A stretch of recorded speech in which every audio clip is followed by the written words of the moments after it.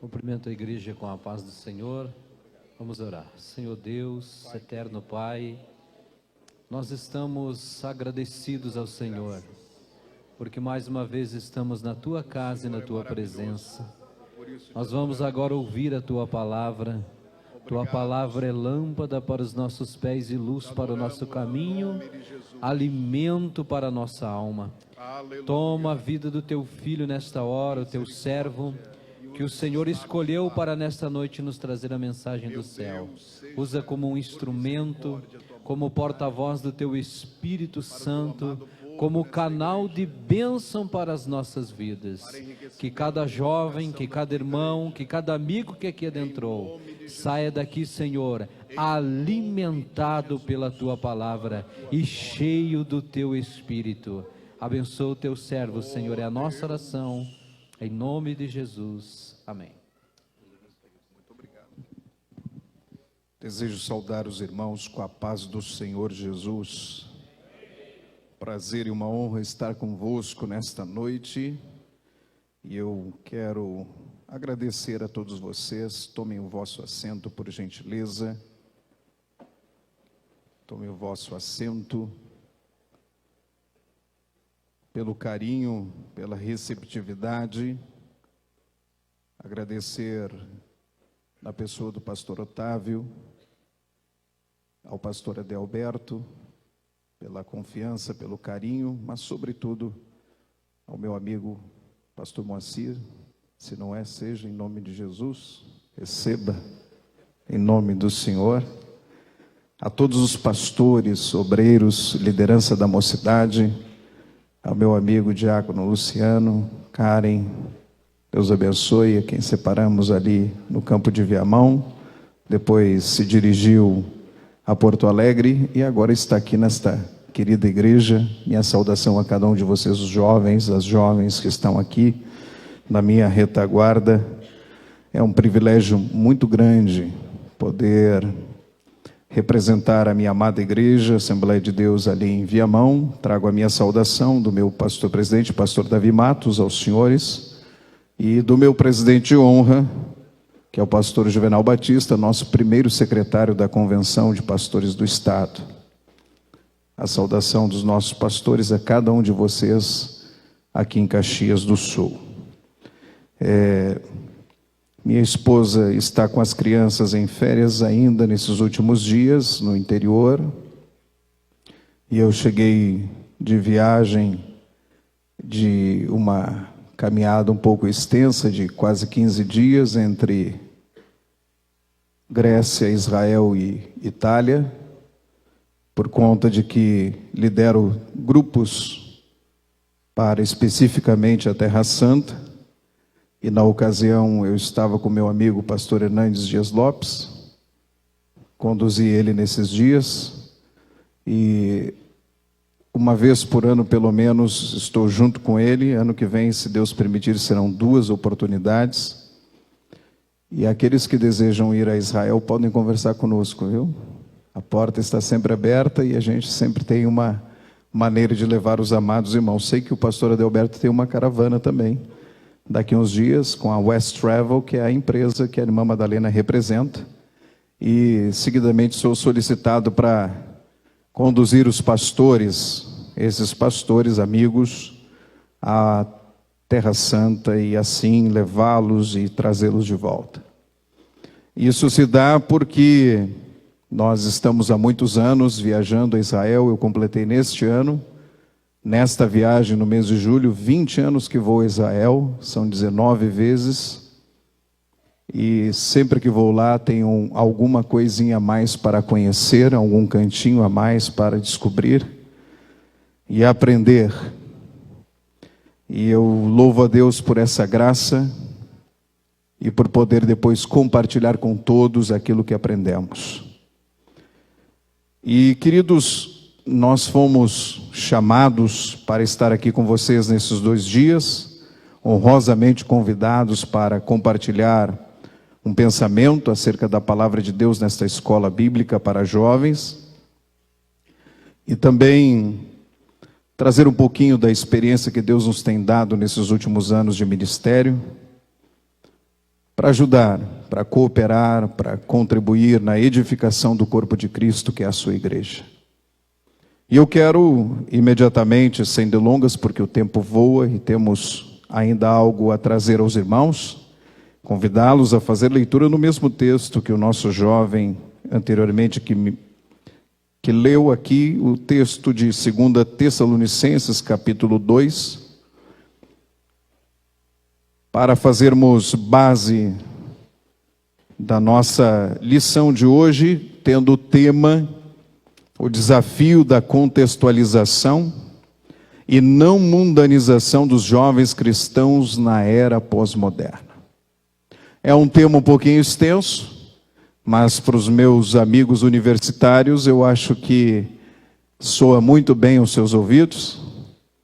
Aos nossos estudiosos aí vai encaixar muito bem com aquilo que você tem visualizado, vivenciado na sua vida universitária, na sua vida de área de estudos, encarar o contexto pós-moderno que está cada vez mais se apresentando diante de nós.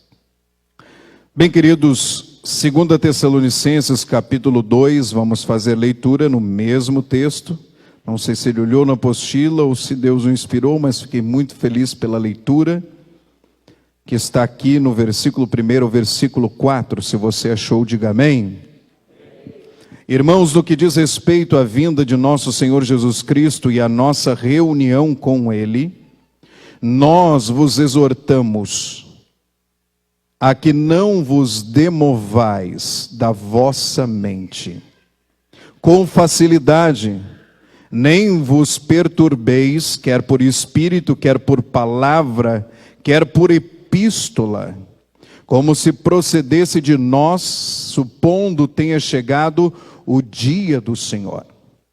Ninguém de nenhum modo vos engane, porque isto não acontecerá sem que primeiro venha a apostasia, e seja revelado o homem da iniquidade, o filho da perdição, o qual se opõe e se levanta contra tudo que se chama Deus, ou é objeto de culto, a ponto de assentar-se no santuário de Deus, ostentando-se como se fosse o próprio Deus.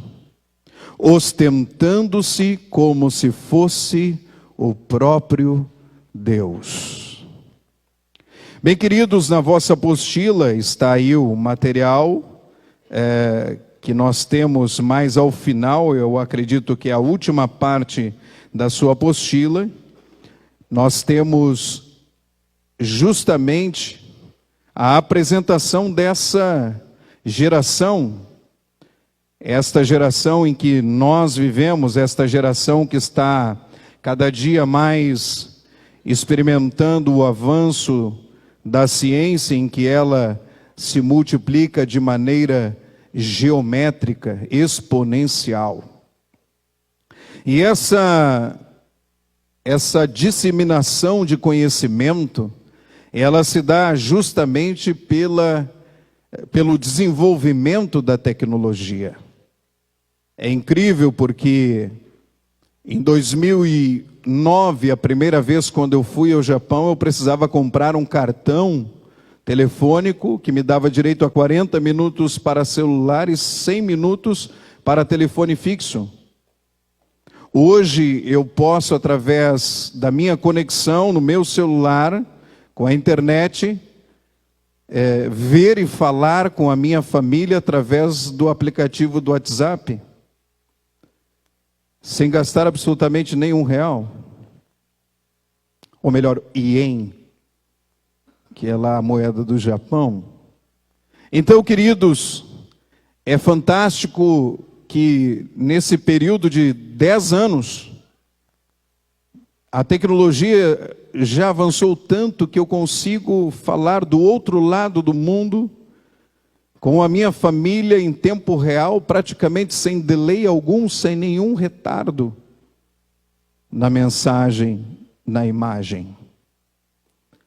É incrível porque nós podemos presenciar a cada momento que o aparelho novo que você compra de celular, ao chegar em suas mãos, ele já está obsoleto, porque já tem outra tecnologia mais avançada para ser lançada no mercado de trabalho, ou no mercado de comércio.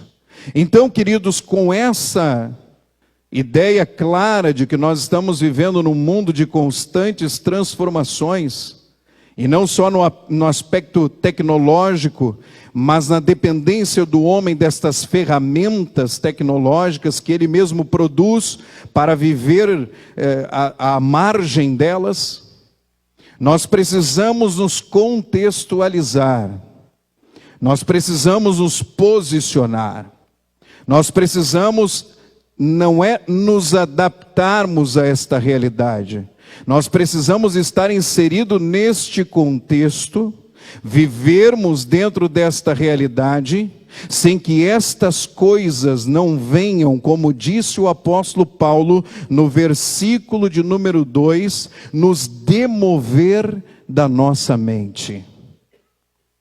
O grande perigo é que o povo cristão, a cristandade dos nossos dias, está despreparada para enfrentar o desafio desta contextualização.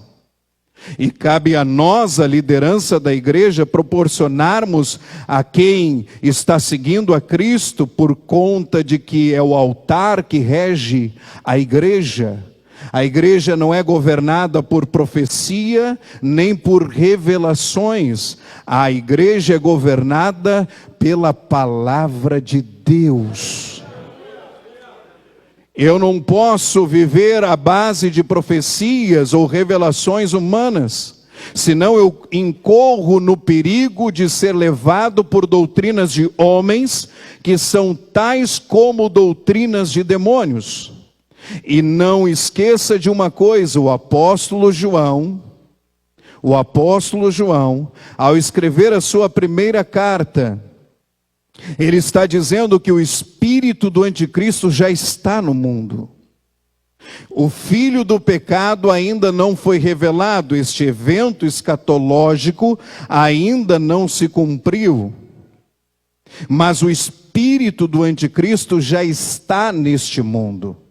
Ele já está operando nas mentes e nos corações de milhares de pessoas. E quando eu falo milhares de pessoas, eu estou me referindo ao povo cristão. Porque o mundo jaz no maligno. O mundo já está escravizado e a sua mente já está entenebrecida, ou seja, já está em trevas. Mas aquele que teve o esclarecimento de Cristo, aquele que experimentou o novo nascimento, aquela que provou a novidade de vida através da sua conversão ao Senhor, este tem sido um alvo constante de ataques espirituais, de ataques sociais, de ataques tecnológicos, e nós precisamos entender que devemos sim nos revestir da armadura de Deus, mas de uma maneira que nós possamos resistir aos dardos inflamados do maligno, para que a nossa mente não seja inflamada e venhamos a nos demover, nos balançarmos, sermos retirados do fundamento no qual nós fomos colocados. E eu fui colocado, quero crer que você também, sobre uma rocha que tem por nome Jesus de Nazaré. Se você está em Cristo, nova criatura você é. Mas só se você está em Cristo.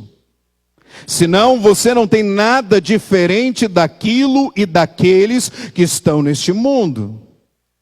Você, ao se contextualizar nesta era pós-moderna, não quer dizer que você tem que fazer o que o pensamento pós-moderno implica, que deve ser seguido como estilo de vida, maneira de viver. A contextualização exige que nós estejamos posicionados diante de Deus, de uma maneira que sejamos influenciadores e não sejamos influenciados. Eu fico extremamente triste, consternado em ver um jovem que professa, uma jovem, ser cristão, um evangélico, deixando-se ser influenciado, e ao invés de influenciar e se contextualizar no meio desse povo, desta geração perversa, para remover alguns do caminho da perdição, eles mesmos se autocolocando neste caminho e sendo levados pelas influências pessoais ou mentais, não importa, para o distanciamento da sua fé. E o distanciamento da fé é nada mais, nada menos do que a apostasia que o apóstolo Paulo se refere. Apostatar significa se desviar da fé genuína. Significa se afastar dos princípios que o Senhor Jesus estabeleceu para seguirmos. E o apóstolo Paulo está dizendo, de maneira muito clara, ele inicia novamente este texto, sendo que na sua primeira epístola ele já havia tratado acerca da esperança da vinda do Senhor. Mas no capítulo 2, versículo 1, ele está dizendo a respeito da vinda de Cristo e a nossa reunião com Ele. Ele continua insistindo com a igreja de Tessalônica, que aguardava Jesus para o seu momento, para os seus dias, que Ele não viria antes que estes fatos se cumprissem. Antes que cada palavra profética a respeito da sua vinda se cumprisse. Eles estavam abalados, sim, como muitos de nós estamos nesses últimos dias. Aonde está o cumprimento da sua promessa? Ele disse que voltaria. Ele está tardando em voltar. O mundo está cada vez mais caótico, cada vez mais enlouquecido. As pessoas cada vez mais distanciadas da noção do que é Deus e da noção do que é a vida com Deus. O que está acontecendo? Alguns perguntam, por que Jesus não volta de uma vez? Por que Jesus não retorna de uma vez? Por que Ele não vem me buscar? Era o mesmo pensamento da igreja em Tessalônica. Era o mesmo sentimento no coração dos tessalonicenses. Por que Ele tarda em voltar? Ele disse que viria. Nós temos sido fiéis a Ele e aguardamos a sua vinda. Muitos irmãos estão morrendo. Muitos de nós estamos sofrendo as agruras desta vida. Por que Ele não volta? Era o questionamento intrínseco, interno no coração daquele povo. E eles clamavam pela sua vinda. E muitos deles estavam a cada dia se entristecendo. Estavam se desencorajando. E alguns deles estavam se afastando da fé. Mas lá vem um homem.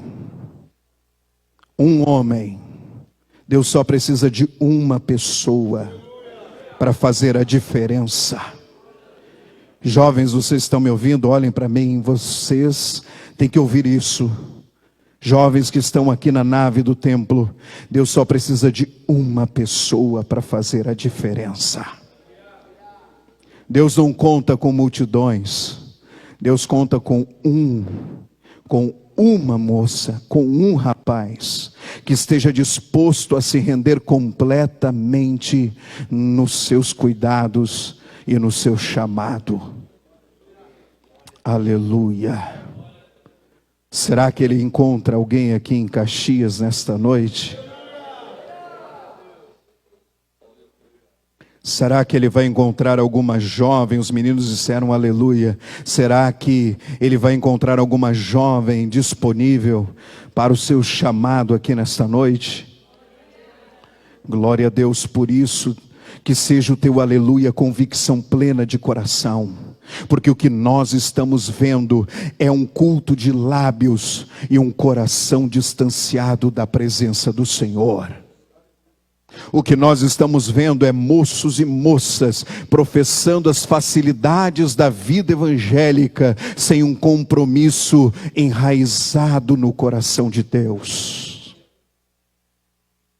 E Deus está olhando para esta geração, esperando encontrar um moço, uma jovem, que Ele possa levantar para influenciar essa geração e dizer que Ele vai voltar por certo e que basta olhar para a sua vida como a certeza de que alguém que o espera e vive na sua presença declara que a sua vinda é real. Aleluia, aleluia, aleluia, aleluia.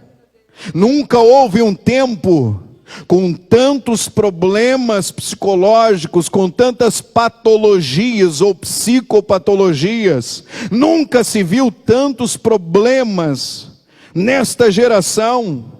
Esta geração hoje é uma geração que está sendo conduzida, afunilando-se ao caminho dos consultórios. E você vai dizer, pastor, o senhor tem alguma coisa contra alguém ser orientado, cuidado por um psicólogo? Em absoluto. Em absoluto, a ciência está aí para nos ajudar. Mas o problema é que, por que chegaram a este ponto? Porque um jovem cristão tem que estar num consultório psiquiátrico? Por que que uma moça, uma jovem cristã, tem que ser conduzida a uma terapia? Por que que você tem que ser levado muitas vezes a um atendimento profissional nessa área? Talvez haja algum psicólogo aqui, me ajude se você puder. Você nunca teve tantos crentes no seu consultório, talvez, como você tem tido nos últimos dias. Porque a vida que se leva é uma vida diferente daquela que as Escrituras apresentam como padrão de comunhão com Deus, de comunhão com o céu. Não se ora mais, não se jejua mais. Jovens não sabem o que é isto. Não sabem que jejuar não é barganhar com Deus. Não sabem que jejuar é mortificar a carne para que o homem espiritual possa ter ascendência à presença do Todo-Poderoso. Você não deve jejuar para mudar a mente de Deus. Você jejua para liberar a sua, a fim de que você tenha liberdade em oração na presença dEle. Será que alguém sabe disso hoje? Não, é muita pizza. E é bom, né? Vai dizer que não. Eu que sei. Quando meu primo me levou a Cristo, aos 16 anos de idade, ele disse, naquele momento daquela crise existencial que ele me viu, quero te convidar para a gente dar uma volta, uma saída. Eu digo, vamos embora. Tem nada para fazer mesmo? Vamos comer uma pizza e tal? Vamos embora, melhor ainda. No caminho, ele botou as duas mãos na cabeça, quando parou no sinal vermelho, e ele disse assim, que coisa, esqueci que temos culto hoje na minha igreja. Eu digo, miserável. Mas o que a gente não faz para uma pizza, né? Vai ter pizza? Eu perguntei para ele. Ele, vai não, depois a gente vai comer aquela pizzazinha e tal, esperta e não sei o que. Eu disse, então vamos embora. Então vamos embora. Cheguei naquele culto, Tinha uns jovens queridos e bonitos que nem vocês, assim. Ah, eu achei que você não ia dar aleluia, meu irmão. Achei que você não ia dar glória a Deus. Alguém ficou duvidando, será que ele está falando comigo? Muito bem, cheguei lá, tinha uns jovens queridos, me abraçaram. Já me senti diferente. Me senti diferente. Eu estou nessa crise. Encontro uns jovens sorridentes, felizes, alegres. Será que tem aqui nesse lugar? Aleluia. O que será que tem aqui nesse lugar? Fiquei me questionando. Sempre fui muito indagador. E eu fiquei esperando. Naquela igreja batista, onde eu me converti, igreja Monte Serra, em Porto Alegre, havia um piano de cauda e havia uma menina que tocava violino. E quando eles começaram a tocar aqueles hinos, parecia que o meu coração se derretia. Parecia que o meu coração se desmanchava. Sabe aquele peso da dúvida da existência? Parece que foi dando lugar a um gozo, uma alegria. E de repente o pastor Alexandre Lobo começou a pregar. Ele era Lobo só no sobrenome, detalhe, tá? Ele era pastor de ovelha mesmo. Ele começou a pregar. Enquanto ele pregava, ele começou a descrever um cenário fantástico. Ele começou a descrever o lago de Genezaré. Eu vou lá saber onde é que é esse trem. Aí ele disse de novo, o lago chamado Mar da Galileia. Eu digo, não faço a mínima ideia de onde ele está falando. E ele explicou que era a fonte de águas de Israel. A base, a estrutura, a fonte pluvial de Israel. E eu comecei a me encantar com os detalhes. E ele de repente cita o nome de alguém que eu não conhecia, que tinha 12 discípulos. E ele mandou esses discípulos entrarem no barco e passarem para outra banda do mar.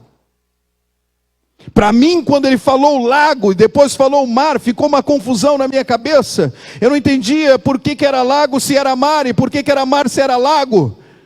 Eu só sei que ele disse, e se abateu uma tempestade, e o barco foi assolado pelas ondas e pelo vento. E aqueles discípulos daquele homem que eu não conhecia, começaram a lutar pela vida porque estavam para naufragar e morrer. E de repente ele diz que este homem saiu das margens daquele mar e começou a andar sobre as águas.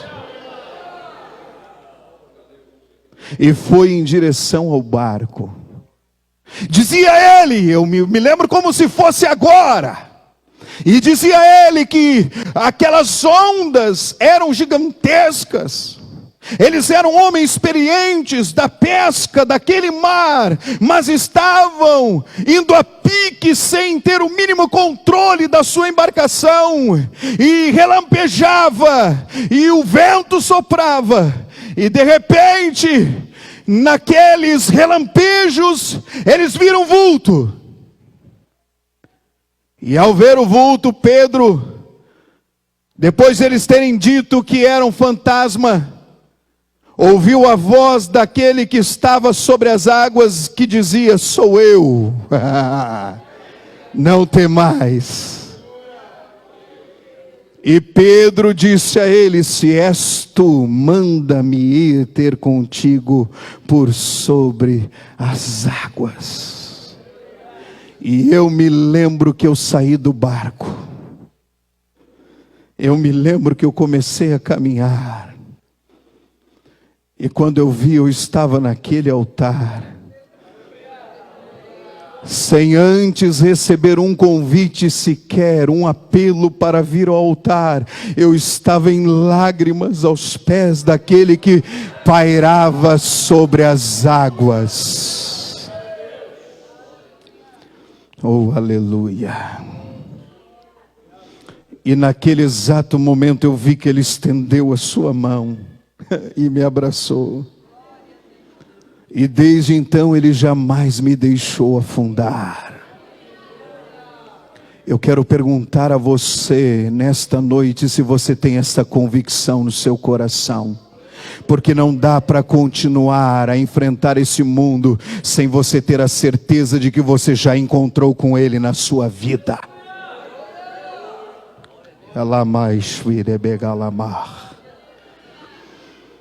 Estamos numa escola bíblica, mas nós não estamos proibidos de falar em línguas. Não estamos proibidos de nos derramar na sua presença. Você não está proibido de ter um encontro com ele, porque é só esta convicção que vai te sustentar diante do desafio desta era pós-moderna. Ou você está certo que ele é seu e você é dele, ou você não vai suportar os dias que estão por vir. Você me ouviu? Alguém está me ouvindo nesta noite? Se você não tiver essa convicção em sua mente, em seu coração, você não vai suportar os dias maus que estão por vir. Há muitos jovens hoje, repetindo o início da nossa apostila, que estão mergulhados em psicopatologias, em transtornos psicológicos, mentais e emocionais, porque não têm convicção da sua salvação.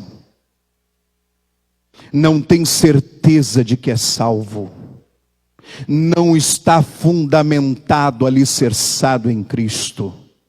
Primeiro resolva isso na sua vida.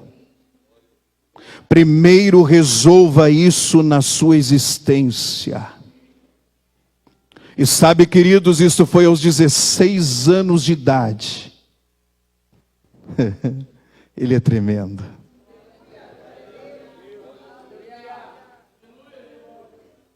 Pegou um guri da Zona Norte, Porto Alegre, pobre, que tinha tudo para ficar na marginalidade da Vila Santa Rosa, onde ele morava. E ele me chamou. Oh, aleluia. Que chamado. Sabe por quê? Porque eu ouvi a voz dele que dizia para mim ao sair do barco: vem. Só ele pode dizer isso e você ter a certeza de que consegue andar sobre as águas. Você está me ouvindo? Vocês estão me ouvindo? Dê glória ao nome dele então nessa noite. Só ele é capaz de dizer para você: sai do barco e você não vai afundar. Só ele é capaz de dizer isso e te fazer andar como ele andou. Só ele. Eu completei 21 anos. E de repente, eu recebo de um irmão da nossa igreja a oportunidade de comprar uns bilhetes. Sabe para onde? Pergunta para mim, para onde, pastor? Para Israel. Eu estava lecionando matemática, não tinha nem concluído ainda o curso de matemática na URGS, na Federal. E eu já estava lecionando nos cursinhos pré-vestibulares, lecionando em preparatórios para concursos. E com 18 anos de idade, bem louco por ali, né? Fazendo aquelas coisas todas lá e tal. Mas sempre crente. Sempre amando aquele que me chamou para fora do barco. Sempre dando bom testemunho. Aí completei 21 anos, 5 anos depois da minha conversão. Já fazia um ano que eu estava casado, casei com 20. Faça isso não, viu? Não, estou brincando, minha esposa pode estar vendo. Perdão, amor, perdão.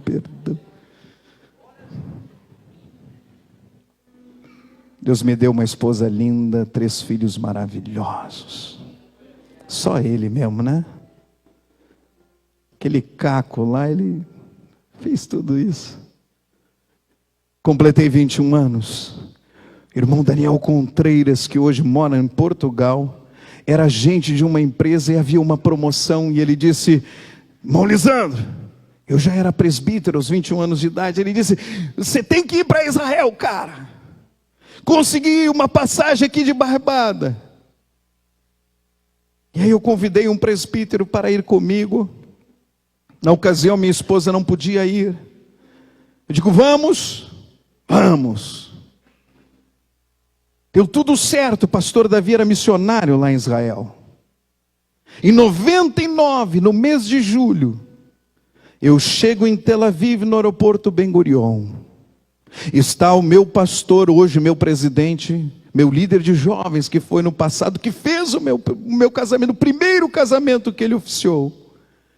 Está chegando eu lá, e o presbítero Ademar, e nós somos abraçados pelo nosso pastor. O primeiro lugar que ele nos levou, as margens do mar da Galileia. Você não ouviu? As margens do lago de Genezaré. As margens do mar de Tiberíades. E sabe qual foi o lugar, amado Moacir? Foi exatamente naquele lugar que ele saiu de um momento de oração, de um lugar ermo, e andou em direção às margens. E foi sobre as águas ao encontro dos seus discípulos. Aleluia. E o salvou da tempestade Pedro e esse aqui andaram sobre as águas. Você tem essa convicção no seu coração? Você tem essa certeza de que Ele te chamou? Ou será que você vai viver de aparência para ser dizimado neste presente momento desta era pós-moderna? É a única coisa que vai te guardar, é a convicção de que você é crente em Cristo Jesus, de que você é salvo pelo sangue dele, para enfrentar o desafio caótico e enlouquecido desse mundo que se apresenta com novidades a cada dia.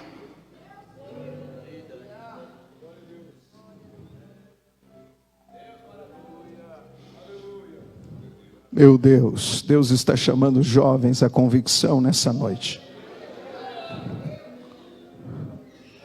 Deus está chamando você nessa noite. Deus está dizendo para você: não se demova, não seja balançado, não seja retirado dos fundamentos que você recebeu quando foi salvo em Cristo Jesus.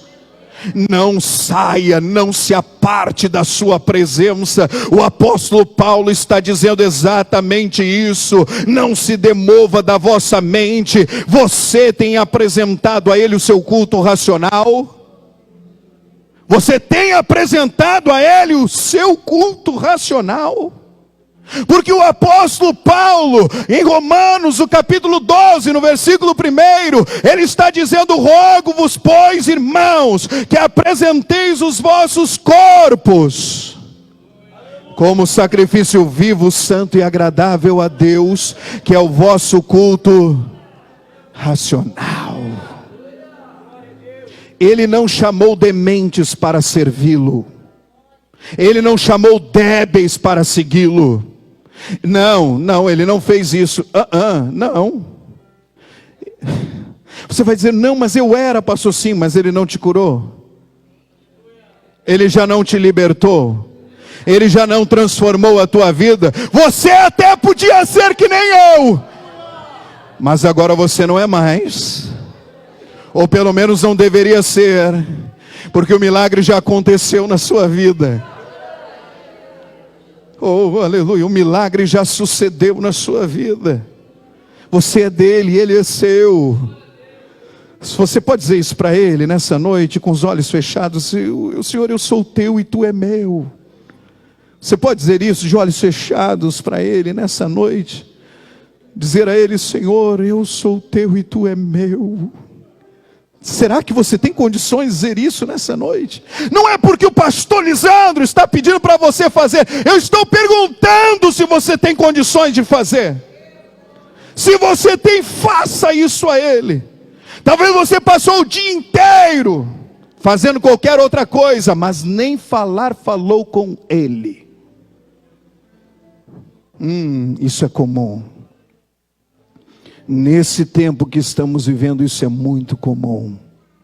Passar o dia inteiro ignorando a sua presença, ignorando a sua glória, ignorando a sua palavra, ignorando o altar de oração. Aí você chega no culto e você dá glória a Deus. Aí você chega no culto e canta louvores a Ele. Aí Ele olha e diz assim: quem é você? Quem é você? Quem é você? E o pior não é isto. Os ministérios, os ministros estão no mesmo caminho. Não digo aqui, não os conheço, mas por onde tenho passado, nos 4 cantos deste planeta que Deus tem me levado, eu tenho visto a mesma realidade. Homens no altar, mulheres no altar, que o negam o dia inteiro e na hora do culto dizem celebrar o seu nome. Falsos, hipócritas, mentirosos, enganadores. Deus não tem parte com estes.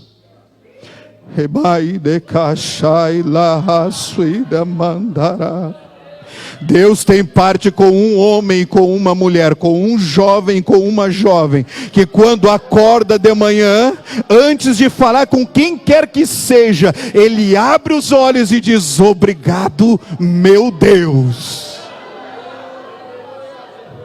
Mãe, eu sinto a glória de Deus aqui, você não sente não? Está uma glória esse altar. Graças a Deus por aqueles que me sucederam, deixaram fogo aqui nos meus pés.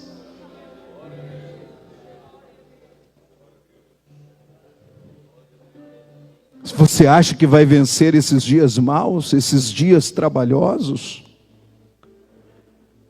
Paulo, quando fala no original grego trabalhosos, ele está dizendo dias de tormento, dias de aflições.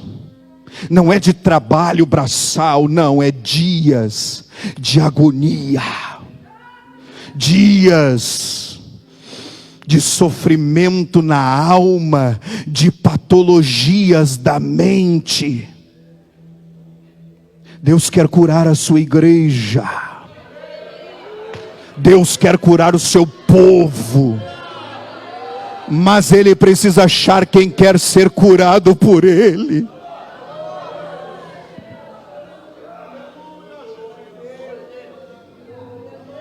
Não vos demovais da vossa mente com facilidade, nem vos perturbeis, quer por espírito, quer por palavra, quer por epístola. Eles estavam sendo atacados de todos os lados, os nossos irmãos tessalonicenses. Haviam falsas epístolas, falsos evangelhos sendo anunciados nos seus dias, como está sendo anunciado hoje. E tem gente que engole essas mentiras, sem mesmo provar e saber que aquilo não é de Deus.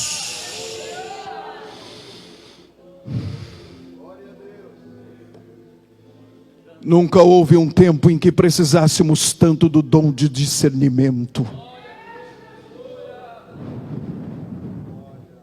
Nunca houve um tempo em que Deus precisasse dar mais conhecimento da sua realidade, da sua presença, do que o conhecimento secular, do que o conhecimento das ciências. E eu sou acadêmico até o dia de hoje. Eu não tinha nada para fazer com tudo que tem para fazer. Fui fazer filosofia agora na URGS. Para você, sou doido mesmo, né?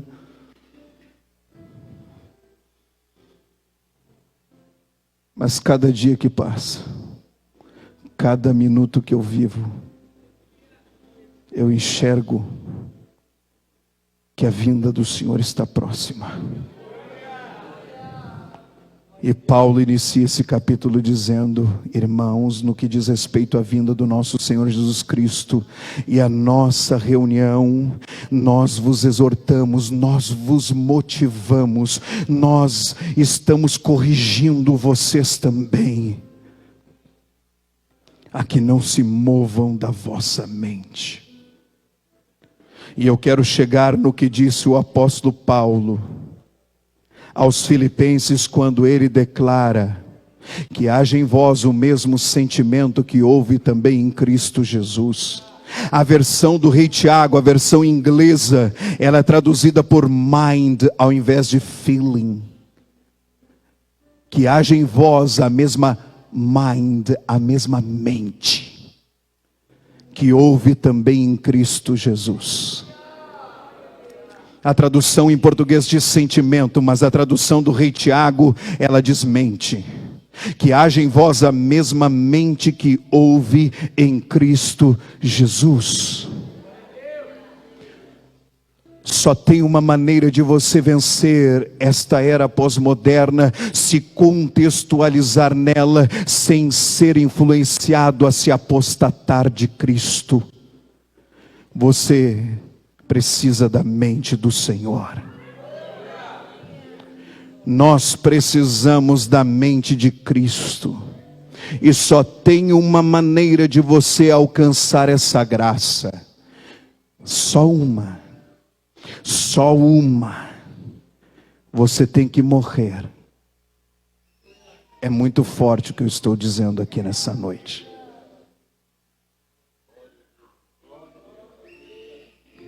Mas não é nada de novo, senhoras e senhores. Porque Jesus é o padrão. Jesus é o padrão de vida para você e para mim. É com Ele que você tem que se identificar. Fico pasmado quando um menino e uma menina enxergam numa figura humana sua referência. E há muitos que não dizem nada para mudar essa triste realidade. Mas Deus me chamou. Deus me chamou para dizer que o padrão não é o homem. O homem comum não é o padrão. A mulher comum não é o padrão. A imagem que você vê nas redes sociais não são o padrão para a vossa vida. Só tem um homem que é o padrão, e ele é o varão perfeito apresentado em Lucas. E ele era aquele menino pobre, que quando nasceu o colocaram no coxo dos animais. A manjedoura era um coxo de animais. Era onde se servia a boia, a comida para os animais. Oh, bendita manjedoura. Porque ela recebeu a glória de Deus sobre ela. E sabe, tem gente que se acha tanto, que deveria se lembrar dessa manjedoura, desse coxo, que não era digno da presença do Rei da Glória, mas foi dignificada pela sua presença sobre ela. Nós deveríamos pensar na manjedoura hoje e pensar e dizer para nós mesmos: quem dera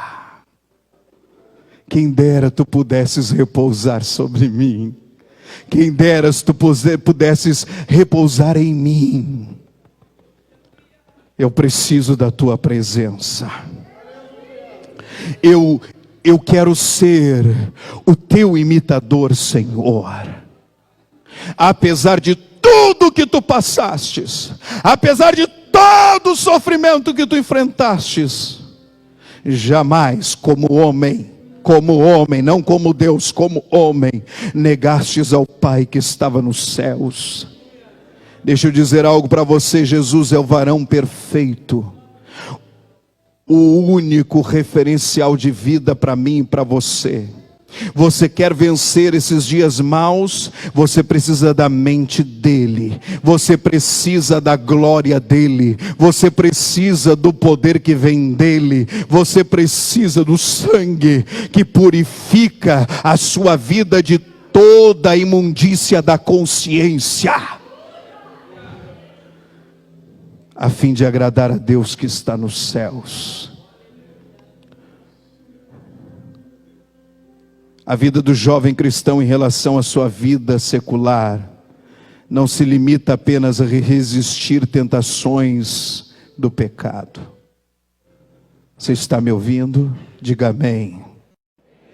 Eu já vou encerrar. Existem muitas outras coisas nesta terra que precisam ser valorizadas e desfrutadas, principalmente no que se diz respeito aos teus relacionamentos com as ideias deste mundo, pensamentos, coisas, objetos, até mesmo com as pessoas neste mundo. E Jesus tem o padrão para você seguir.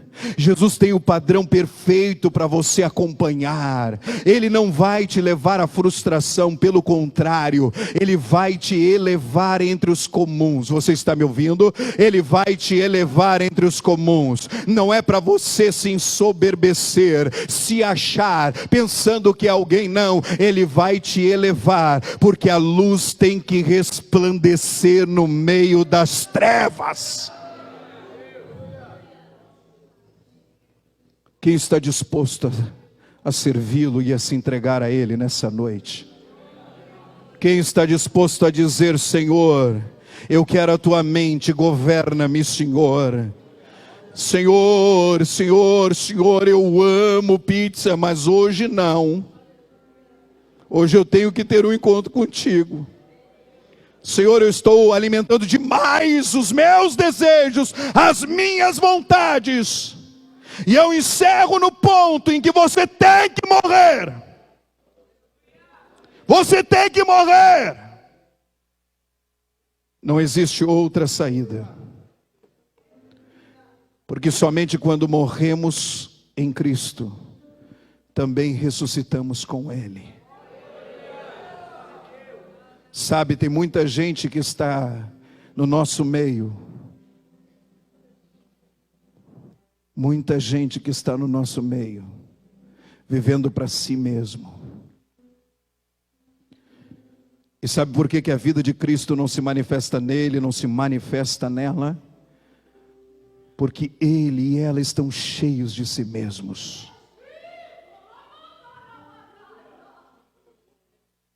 É muito de si mesmo. É muito de si mesmo. É muito. Se acha tanto. Pensa que é alguém. Deixa eu dizer para você, só vou lembrá-lo, com todo o respeito, pastores que estão aqui. Você é pó.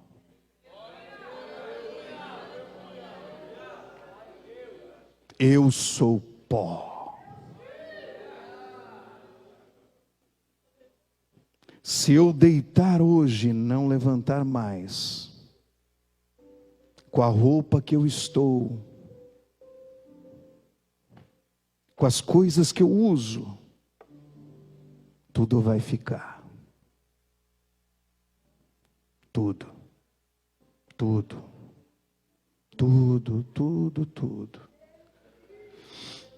Eu estive na Grécia agora, dias atrás, e vi o império helenizado por Alexandre.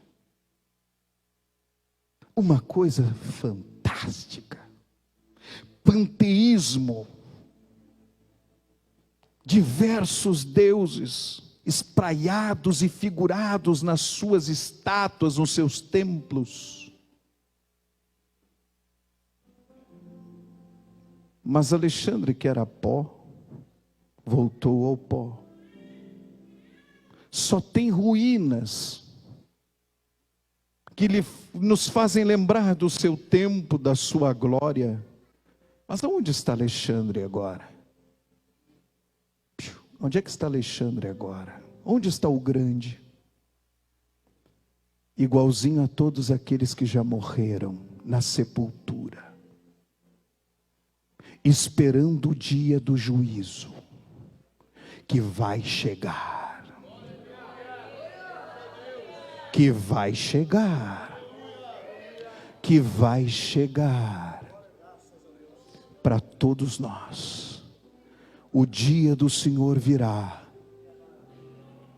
E aquele que vive hoje de qualquer jeito, sem convicção plena da sua salvação, sinto muito te informar, mas nós que somos pré-tribulacionistas e somos milenistas, escatologicamente falando, por convicção pentecostal e doutrinária das nossas Assembleias de Deus, quem não estiver inscrito no livro da vida do Cordeiro, vai ser lançado na tribulação. E pode ser a qualquer hora. Pode ser a qualquer momento. Pode ser nesta hora. Pode ser neste momento. Você está preparado? Pastor, eu não estou nem preparado para enfrentar o amanhã, quanto menos o dia do Senhor. Então, nesta noite, em nome de Jesus, tome uma posição. Você foi chamado por Deus para influenciar, para dizer ao mundo que Ele está vivo. Você foi chamado para enfrentar todas as teorias, conceitos que possam ser apresentados a você, que neguem a eficácia da obra de Cristo na sua vida. E você tem que estar solidificado, fundamentado na rocha.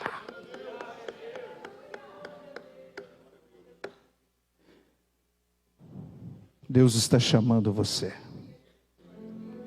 para enfrentar essa era pós-moderna. E amanhã, se permitir Deus, falaremos sobre propriamente esta contextualização. Mas o Espírito Santo nesta noite está nos levando a um desafio.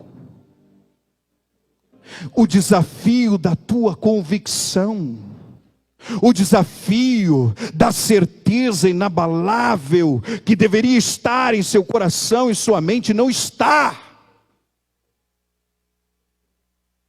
Você está pronto para entregar a sua vida por amor a Ele?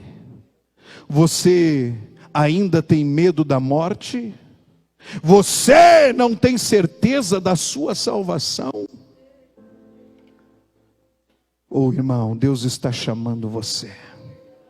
Jovem, Deus está chamando vocês.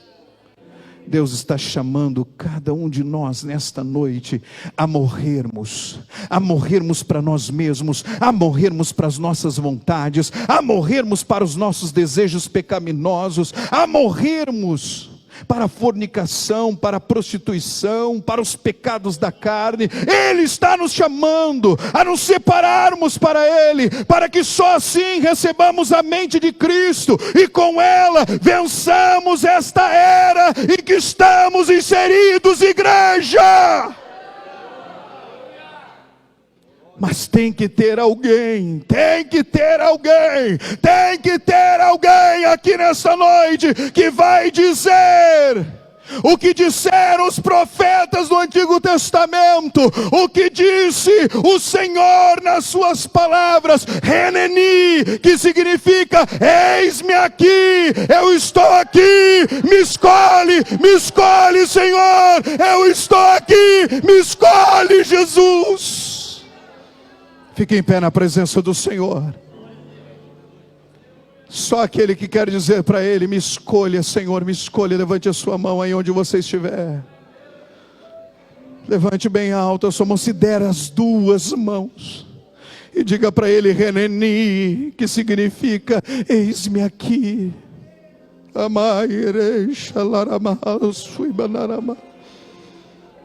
Conta comigo Jesus, eu sou teu e tu é meu, conta comigo.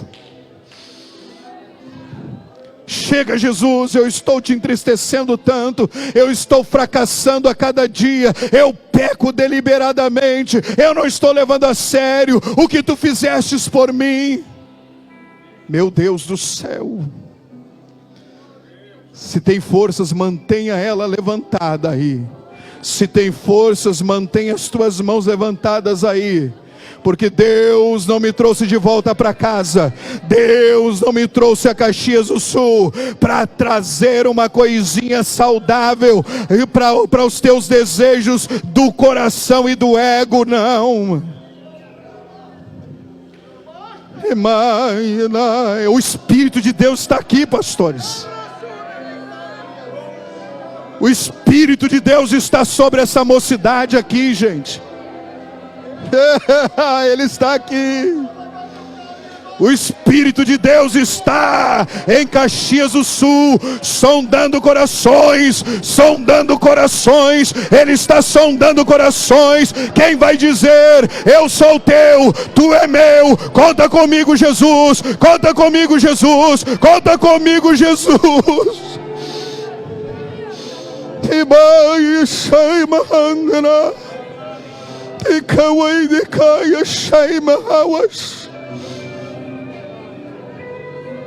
Dê o seu tempo para Deus. Dê o seu tempo para Deus. Dê o seu momento para Jesus agora. Dê o seu melhor para Ele agora. Você passou o dia, nem se lembrou que Ele existia. Quem sabe agora você aproveita a misericórdia dEle e diz a Ele, me perdoe, Senhor. Eis-me aqui. Eis-me aqui. Oh, eis-me aqui. Oh, Senhor, eis-me aqui. Dê o seu tempo para Ele, dê o seu tempo para Ele, dê o seu tempo para Ele. Levante as suas mãos e dê o seu tempo para Ele. Dê o seu tempo para Ele, por amor de Deus. Dê o seu tempo para Ele. Dê a sua vida a Ele, dê a sua mente a Ele, dê o seu coração a Ele. Diga, Senhor, eu estou disposto a morrer agora para ressurgir contigo. Meu Deus do céu. Escute, escute. O teu trabalho é morrer. A tua parte é morrer para si mesmo. O teu trabalho é morrer. Vocês estão me ouvindo aqui nessa noite? Porque o trabalho dele é te ressuscitar depois. Vou repetir, você não me ouviu? O teu trabalho é morrer. A tua parte na economia de Deus é morrer. Você precisa só morrer para si mesmo. Morrer para as tuas vontades, os teus desejos pecaminosos, se render a Ele. E deixa que do outro lado da cruz, Ele vai te ressuscitar. Ele vai te ressuscitar. Você não vai permanecer na morte. Ele vai te levantar. Eu acho que você não está me ouvindo. Ele vai te ressuscitar. Mas só pode ser ressuscitado aquele que já morreu. Aquela que já morreu. Aquele que já morreu. Se você não morrer, Ele não pode te ressuscitar. Diga para Ele: eis-me aqui, Senhor, eu morro para mim, para viver para Ti. Eis-me aqui, Senhor, conta comigo. Eu quero fazer uma única oração nesse momento. Uma única oração nesse momento. Se você puder, largue o que você está segurando aí. Solte a mão de alguém se você está segurando. Descruze os braços. Levante a sua mão aos céus, ou se possível as duas.